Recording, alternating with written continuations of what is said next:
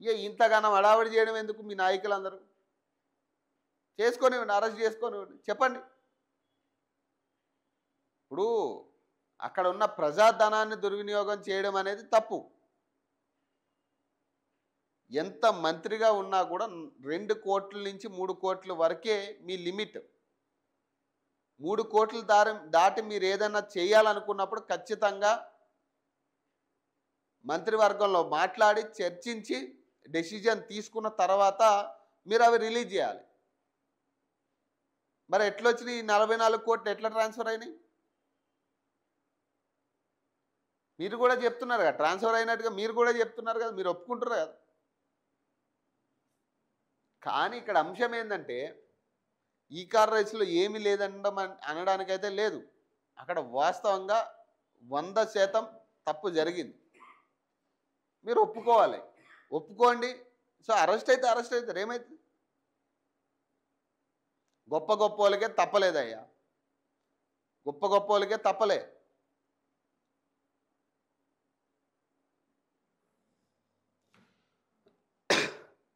కడియంను కాపాడే ప్రయత్నం జరుగుతుందంట.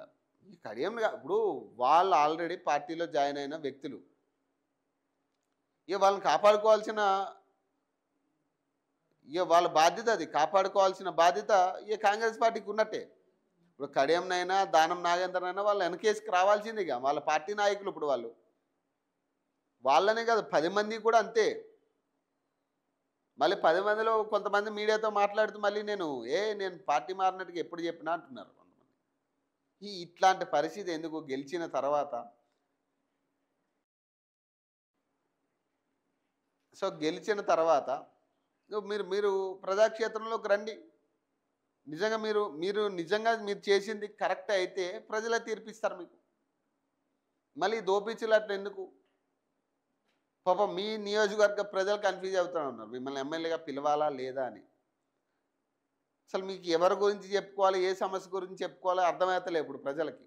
ఇప్పుడు బీఆర్ఎస్ వాళ్ళు ఎవరైనా చేసినప్పుడు బీఆర్ఎస్ వాళ్ళ చేసిరని మీ దగ్గరకు వచ్చి చెప్పుకోవడానికి మీరు కాంగ్రెసా బీఆర్ఎస్ అర్థమవుతలే. ఇప్పుడు ఎటు కాని పరిస్థితిలో మీరు ఉన్నారు. కానీ ఒకటైతే చెప్తున్నా, అంటే గతంలో నేను ఒక మార్నింగ్ న్యూస్లో చెప్పిన, ఈ 10